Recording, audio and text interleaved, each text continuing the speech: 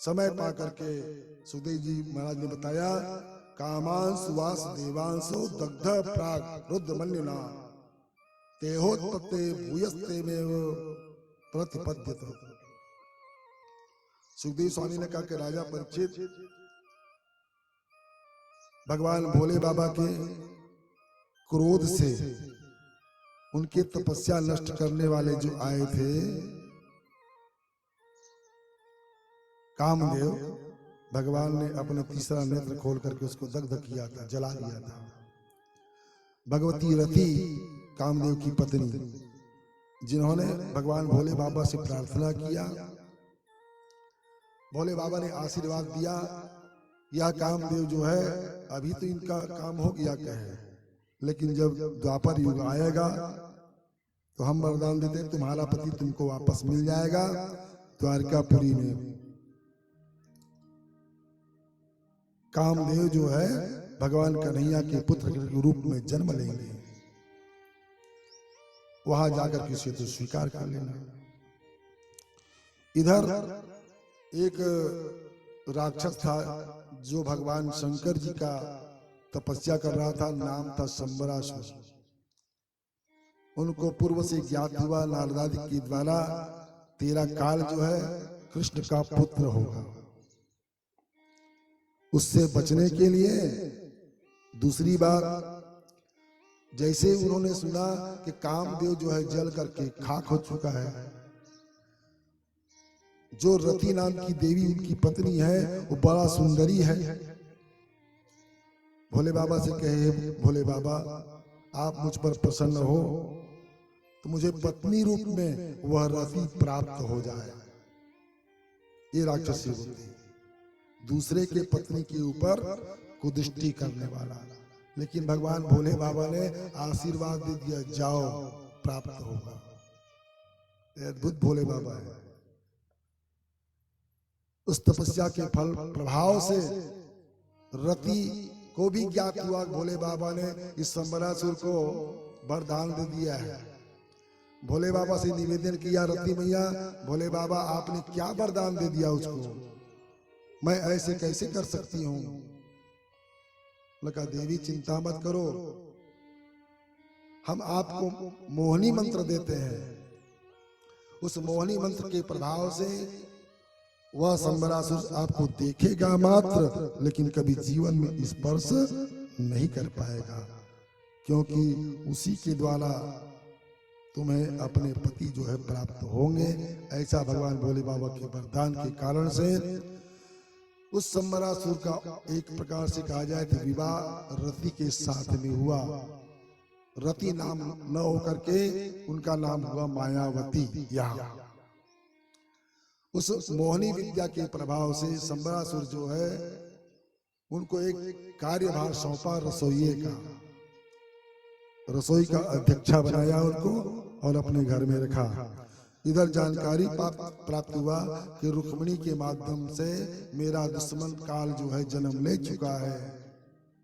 छठी के दिन यह शंबरासुर द्वारकापुरी पहुंचा रात्रि काल की बेला में, और सूतिका गृह से प्रद्युम्न को उठाया, बालक को उठाया और कहाँ गायब हो गया किसी को पता नहीं चला।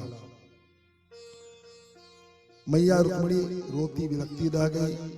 भगवान के कन्हैया को सारी बातें ज्ञात रहा, लेकिन उसके बावजूद भी सांत्वना दे दिया, रुक्मिणी भगवत कृपा होगी, पुनः आत्म संतान की प्राप्ति होगी, चिंता मत करो, भगवान की ऐसी इच्छा है, इस पर कौन क्या कर सकता है, शांत रहो। शंबरासुर लेकर के आकाश मार्ग में उड़ा, गला दबाकर मारने के प्रयास भी किया। उसी बीच में आकाश मार्ग में नारद बाबा मिले, कहे अरे वो शंबरासुर क्या कर रहा है भाई, कि महाराज अपने काल को समाप्त कर रहा हूं मैं। अरे बाल हत्या का पाप अपने सिर में क्यों ले रहा है। तो शंबरासुर ने पूछा, नारद बाबा क्या करूं। एक काम कर, आकाश मार्ग में तो जा ही रहा है ना, बस उसको छोड़ दे, जैसे ही छूटेगा उसकी प्राणवायु वैसे निकल जाएगा, जमीन पर पड़ते ही पहाड़ पर्वत में टकराएगा, उसकी प्राणवायु निकल जाएगी। संबरासुर बलवान तो था, और जितने भी बली होते हैं उनकी बुद्धि उतनी नहीं होती। भुजाओं में ताकत तो होता है, लेकिन बुद्धि काम जो कहे उसी के पीछे चला जाता है। नारद जी ने कहा, संबरासुर ने कहा अच्छा बताया महाराज, इसलिए छोड़ दिया। और जैसे ही छोड़े वो गिरा समुद्र में। आकाश से नीचे कुछ गिरते हुए देख करके एक बड़ी सी मछली उस बालक को निगल लिया और समुद्र में रहने लगा। समय पा करके मछुआरे लोग वहां अपना जाल फैलाए मछली मारने के लिए। अनेक छोटी बड़ी मछली मिला करके वह जो बड़ी मछली जो बालक को निगला था वह भी उन मछुआरों के हाथ लग गया। उसको पा करके सबने तो आनंद मनाया, लेकिन अपना भाग लेकर के जो सबसे बड़ी मछली थी, मल्लाहों ने सोचा ये बड़ी वाली मछली है, इसलिए हम अपने सरकार को भेंट कर देंगे। संबरासुर को ले जाकर के भेंट किया गया। संबरासुर ने कहा एक काम करो, ये बड़ी मछली है, इसको ले जाओ रसोई में दे दो, वो काम वो लोग करेंगे। तो रसोई की अध्यक्षा थी मायावती। मायावती जो है जैसे उस मछली को फाड़े उसमें से दिव्य बालक निकला। तो उस बालक को बताया गया कि महाराज उस मछली के पेट से एक बालक निकला है। संबरासुर आया कि देवी क्या बात है? कि हाँ महाराज, इस मछली के पेट से एक बालक निकला है और हमारा कोई संतान नहीं है, क्या हम इसको रख लेंगे? संबरासुर ने कहा हमें क्या लेना देना है इस बालक से, रख लो, ठीक है, तुम्हारे संतान का पालन पोषण करो। तो मायावती उस बालक को लेकर के पालन पोषण करने लगे।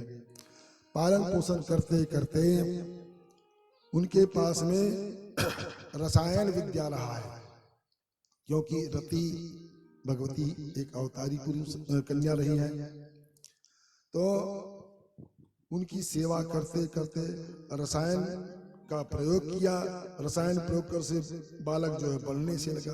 बालपन से उनको नाना प्रकार की शिक्षा देने लगे। मायावी विद्या जो है उस बालक को सिखाने लगे।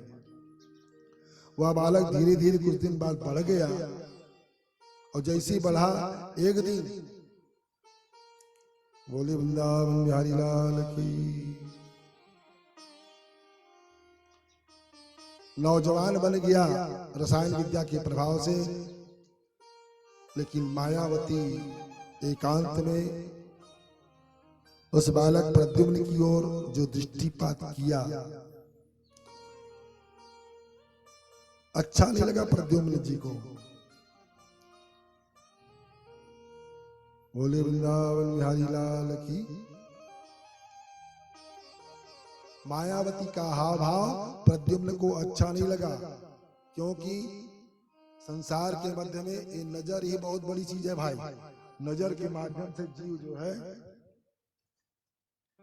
नेत्र को देख करके समझ में आ जाता है कि इनकी मनोभाव क्या है। आंखों के माध्यम से अंतःकरण जो है प्रदर्शित होने लगता है।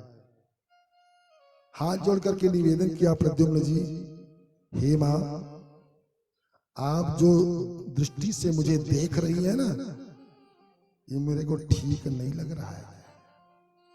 यह दृष्टि, यह नजर जो है किसी पत्नी का होता है, लेकिन आप तो मेरी माँ हो, इतनी टेढ़ी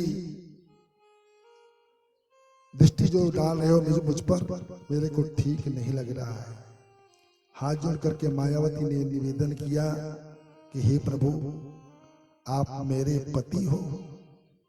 भगवान भोले बाबा आपको जला चुके थे और उन्हीं के आशीर्वाद से आप मुझे मिल गए हो। तो हालांकि आप छोटे रूप में रहे, लेकिन थे तो मेरे पति। आज मेरा नाम मायावती है, इससे पहले तो मैं रति थी, आपकी ओरिजिनल पत्नी। आप मेरे पति हो, और यह दुष्ट जो है शत्रु भाव से आपको मारना चाहा है। भगवान भोले बाबा ने कहा है कि आपके हाथों ही इस राजा का संबरासुर की मृत्यु हो जाएगी। इसलिए महाराज आप अधिक समय न बितावें, और रसायन विद्या का प्रयोग जो है किया, जिसके कारण से ऐसा विद्या के माध्यम से अस्त्र शस्त्र सब जो है उनको मिल गया। प्रद्युम्न जी महाराज रथ में सवार होकर के सम्रासुर के दरबार पहुंचा, ललकारा, अरे दोस्त कायर सामने आ, युद्ध कर। घोर घमासान युद्ध हुआ। अंततः प्रद्युम्न जी महाराज ने सम्रासुर को विनष्ट किया, नाश किया।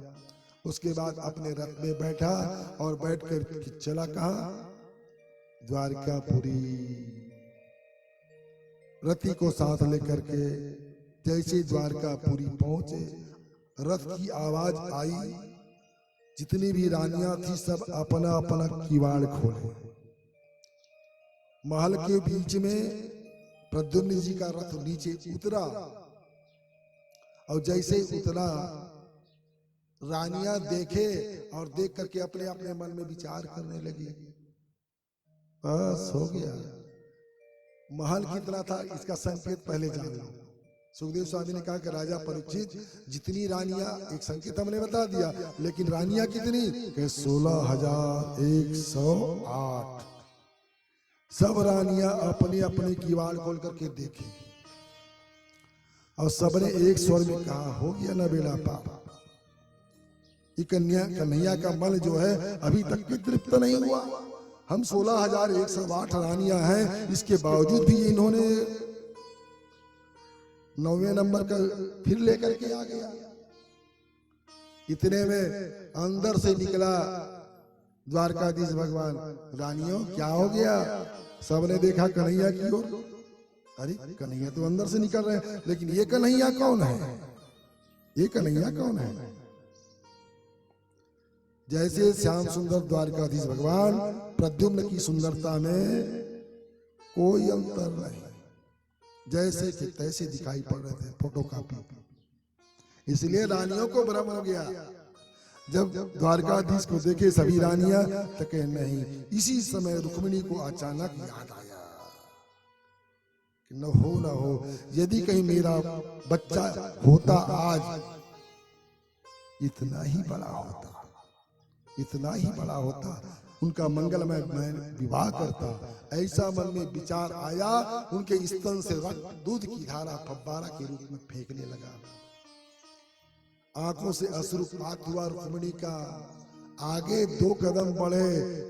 प्रद्युम्न जी विचार कर रहे थे कि मेरी माँ है कौन। जैसे 2 कदम आगे बढ़े, नेत्रों से आंसू देखे, दूध की धारा देखे, समझते देर नहीं लगा, दौड़ करके प्रद्युम्न जी माँ के चरणों में माता रुक्मिणी ने आलिंगन किया। राजा परीक्षित ने पूछा कि हे सुखदेव स्वामी, आपने अभी अभी द्वारकाधीश भगवान का रुक्मिणी के साथ में विवाह की कथा बताए, फिर कहे कि आप जो है रुक्मिणी का संतान भी हुआ, लेकिन अभी अभी आपने बोला कि 16,108 रानियां। बताए एक विवाह की कथा और गणना गणा रहे हो तो 16,108। ये बातें समझ में नहीं आई, किस प्रकार से हुआ? कृपा करके थोड़ा विस्तार से बताने की कृपा कीजिए। इस प्रकार से जब पूछने लगे, सुखदेव स्वामी ने कहा कि राजा परीक्षित, भगवान श्याम सुंदर को एक बार लगा कलंक, दोष लगा, व्यर्थ का कलंक। कैसे लगा? भगवान द्वारकाधीश एक बार भ्रमण निकल रहे थे। आकाश में चंद्रमा थी, चौथ की तिथि थी। एक गड्ढा था, गाय का खुरी वाला गड्ढा, उसमें थोड़ा पानी भरा हुआ था। अचानक उस खुरी वाले पानी को भगवान ने देखा और देखते ही क्या दिखा उनको? उसी में चंद्रमा की छाया दिखी। ये दोष का कारण बना। भादो महीना के गणेश चतुर्थी की तिथि की बात है, इससे उनको दोष लगा। कैसे दोष लगा? भगवान सुखदेव स्वामी ने कहा, राजा परीक्षित, दोष का प्रतिफल कैसे मिला उनको? भगवान सुधर्मा सभा में बैठे हुए थे। एक यादव जिसका नाम था सत्राजित, वह दूर से आया, दिखाई पड़ा कि भगवान सूर्य जो है नीचे जमीन पर चल रहा है। सभा के लोगों ने कहा कि कौन आ रहा है? भगवान सूर्य जो है भगवान श्याम सुंदर द्वारकाधीश से मिलने के लिए आ रहे हैं।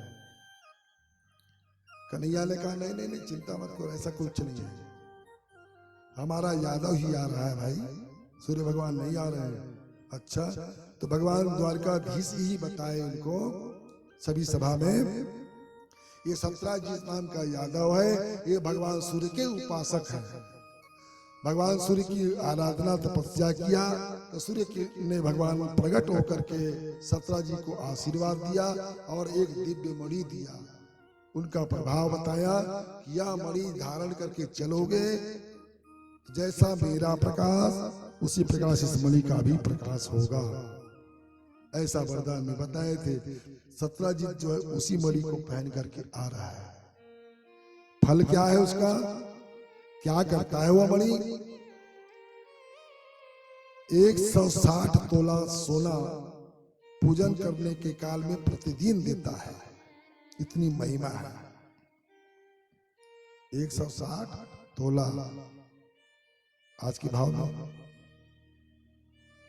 बड़ा लंबा चौड़ा है, लंबा कमाई है। बड़ा आनंद से रखा।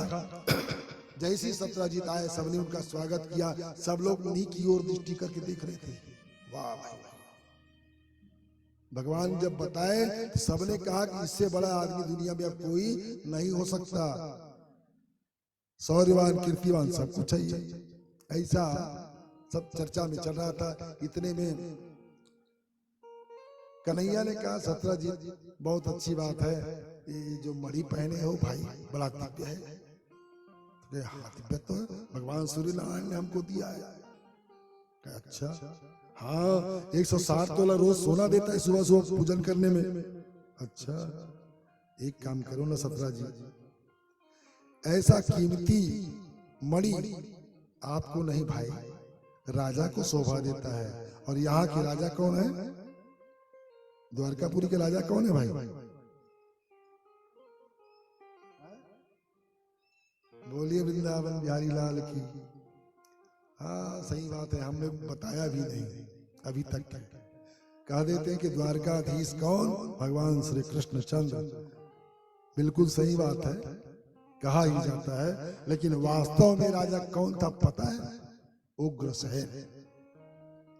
उग्रसेन को ही राजा बनाया भगवान, क्योंकि यदुवंश को लगा था श्राप, तेरे वंशज कभी राजा के आसन पर नहीं बैठ पाएंगे, इसलिए उग्रसेन को ही राजा बनाया गया था। लेकिन कहा है भगवान कन्हैया ही द्वारकाधीश। तो द्वारकाधीश ने कहा, कन्हैया ने कहा, राजा उग्रसेन को दे दो, राष्ट्रीय खजाना में रहेगा, तो ये जन कल्याण में काम आएगा यह संपत्ति, इसलिए भाई इसको दे दो। सत्राजित ने कहा, वाह कन्हैया, सूर्य नारायण की तपस्या मैंने किया, भगवान प्रसन्न होकर के मुझको ये दिया, अब फ्री में मैं इतनी कीमती वस्तु उसे दे दूं, ये उचित नहीं है, आपको ऐसा नहीं करना चाहिए। उन्होंने कहा, देखो भाई, ये आपको संकट में डाल सकता है, फायदा भी देता है, लेकिन आपके मृत्यु का कारण भी हो सकता है। कोई भी गहना पहन करके कोई बाहर जाए तो चोर चंडाल छोड़ेंगे क्या उसको? कभी नहीं। इसलिए भगवान ने संकेत किया, इतनी कीमती वस्तु आपका प्राण का कारण बन सकता है, लेकिन आप विचार कर लो भाई।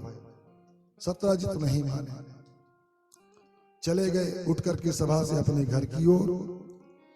संयोगवशात सत्राजित का भाई का नाम था प्रसेनजीत। शिकार खेलने की इच्छा हुई उनकी। उन्होंने कहा, भैया शिकार खेल करके वापस आते आते में हो सकता है देरी हो जाए, तो आपकी कृपा हो तो आपका जो मणि है मेरे को दे दीजिए, वापसी में दे दूंगा आपको। अरे वाह भाई वाह, तू तो मेरा छोटा भाई है, आपको नहीं दूंगा तो किसको दूंगा? वो कन्हैया कह रहा था ना राजा को दे दो करके, मैं क्यों देता उसको? लो भाई पहनो।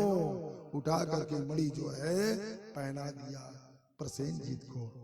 सैनिकों को साथ लेकर के प्रसेनजीत शिकार खेलने आखेट करने के लिए जंगल में गया। शिकार करते करते में पाला पड़ गया शेर का।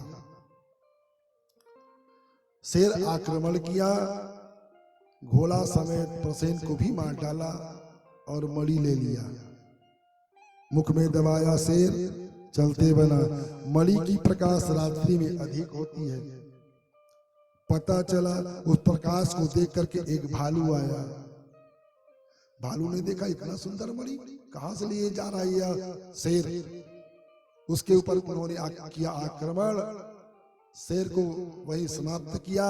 मणि लेकर के वह भालू अपने गुफा में गया। उनकी एक बच्ची थी, उनको उनके गले में डाल दिए। बच्ची इसको खेलते रह गए। प्रसेन वापस नहीं आया। रात बीत गई। अब चिंता सवार सत्राजित को, भूख लगे ना प्यास। प्रसेन मारा गया, उसकी चिंता उसको कम, मेरा मणि वापस। वारे धन, वारे धन, वारे संपत्ति। संपत्ति जीवात्मा को अधिक प्रिय, परिवार संबंध उनके सामने नगण्य हो जाता है। खाना पीना सब कुछ पल। उनकी पत्नी ने पूछा कि पति देवता आप इतने विह्वल क्यों हो? अरे भाई प्रसेन मर गया सो मर गया लगता है, लेकिन मणि भी चला गया। अब मुझको मालूम है किसने मारा होगा। मणि के लोभ में निश्चित है वही होगा, वही होगा। भूख लगे न प्यास, चिंता व्याकुल।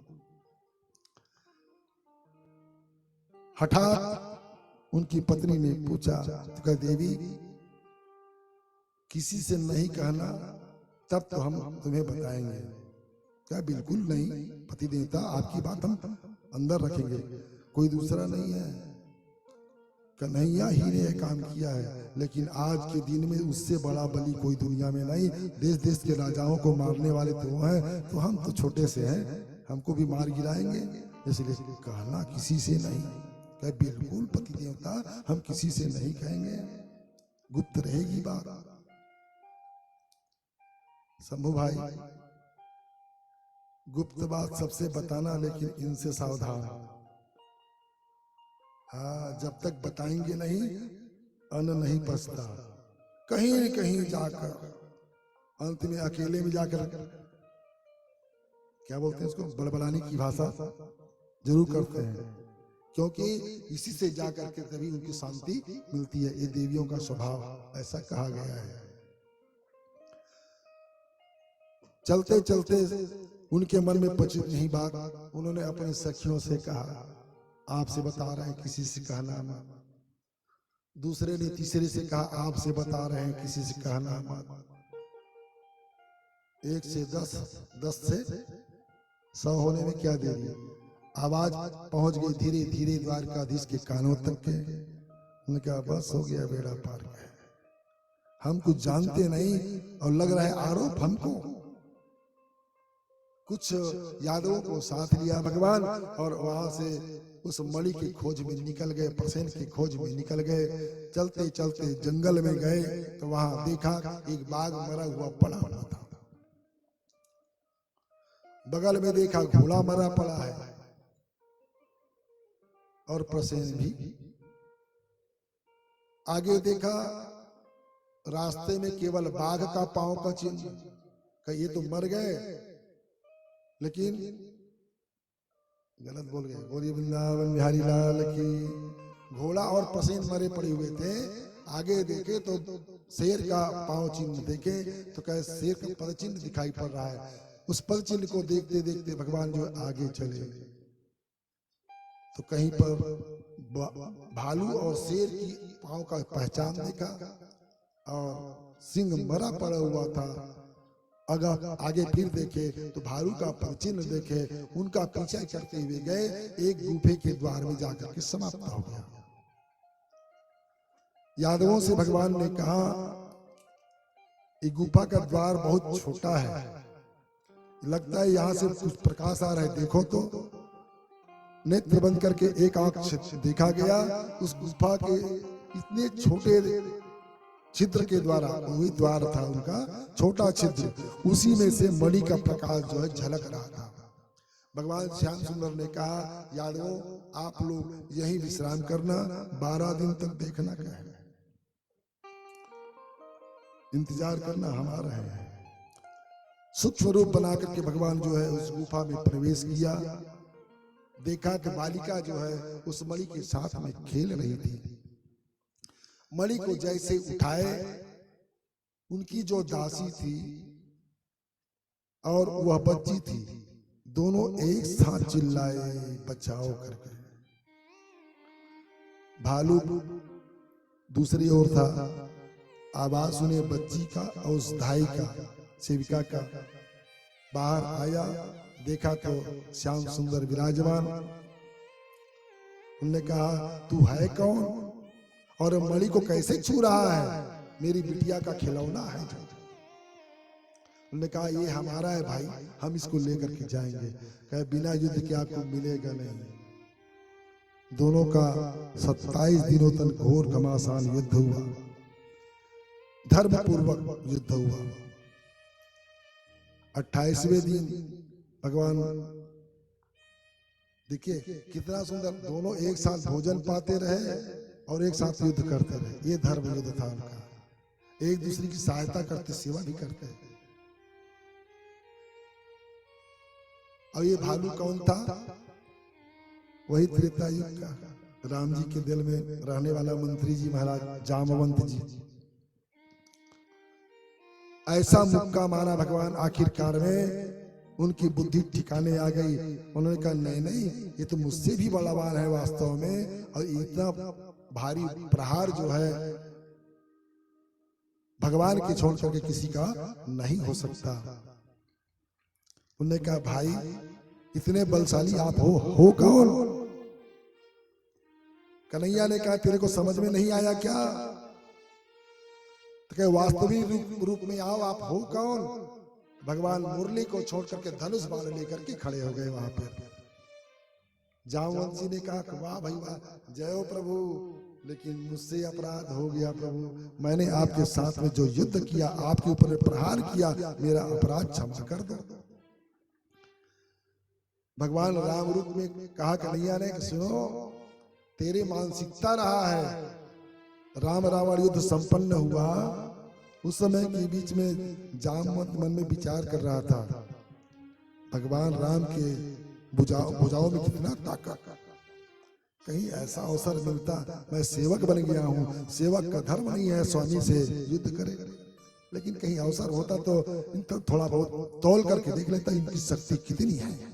ऐसा मन में जो विचार किया था, भगवान ने कहा, अभी नहीं, द्वापर में तुम्हारी इच्छा जो है हम पूर्ण करेंगे। आशीर्वाद देकर के छोड़ दिया था मन में कि जामवन आया याद थोड़ा बहुत कुछ मन में कहे थे ना कि हाँ प्रभु क्षमा करिए, मैंने बहुत बड़ा अपराध किया, इसलिए कृपा कीजिए महाराज, मैंने आपके ऊपर में जो प्रहार किया इसका प्रायश्चित करूंगा। प्रायश्चित करोगे तो कर लो। अपना बिटिया का हाथ पकड़े, कहे कन्हैया इसको आप स्वीकार करो, पत्नी के रूप में स्वीकार करो। उस कन्या का नाम रहा जाम्बवती। सौंप दिया। कन्हैया पानी ग्रहण किया तो कहे दहेज, दहेज में मणि को दे दिया, ये मणि को आप ले जाओ भगवान। तो दहेज और उसको लेकर के चले। कितने दिन में? 28 दिन में। बेचारे यादव क्या कर रहे हैं? 12-13 दिन तक के देखे, वहां से फिर चले आए वापस। तब जाकर के भगवान जो है जाम्बवती को साथ लेकर के द्वारकापुरी में आए, सत्यजित को बुलवाए और बुलवा करके उनका जो मणि था उनको वापस किया। आपने मणि जो है हमें लेने की बात कहे थे ना, यह मणि जो है हम कहाँ से लाए, सारी घटना बता दिया भगवान ने, और सत्राजित को तो वह मणि वापस कर दिया। बोली वृंदावन बिहारी लाल की जय।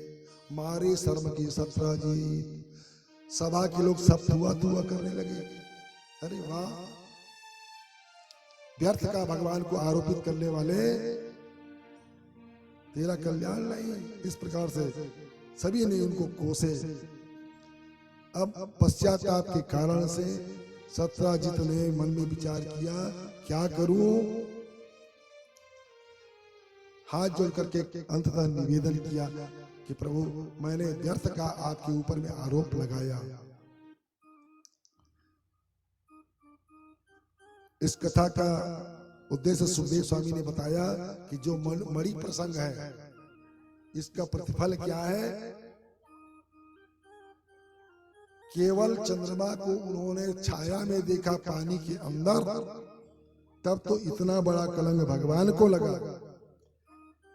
और चौथ के दिन यदि कि सीधे सीधे आकाश में उस चांद को देख ले तो पता नहीं कैसा कलंक लगे, ठिकाना नहीं। इसका परिहार भी सुखदेव स्वामी ने बताया।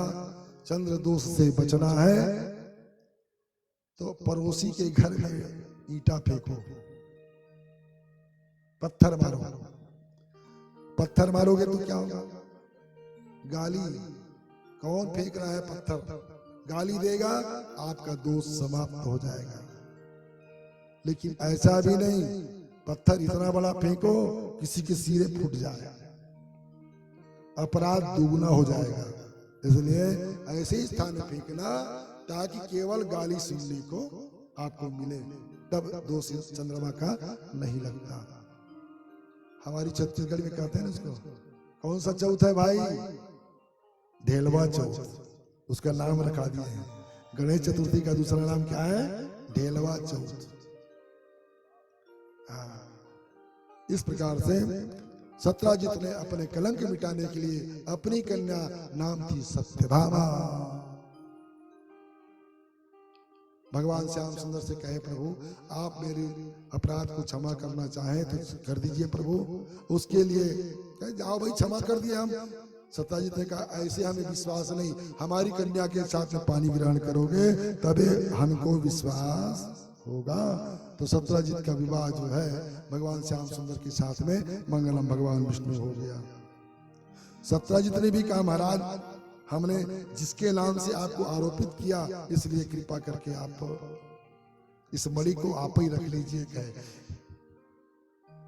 जिसके पास वह मणि उसको चैन से रहने नहीं देगा। ये हमारे भारत देश का रहा है वो मणि, लेकिन सुनने में आता है कि वह मणि आज भारतवर्ष में नहीं है, ऐसा कहा जाता है, पता नहीं कहाँ है। लेकिन जिनके हाथों लगा उनकी मृत्यु, क्योंकि धन जो है जीने नहीं देता।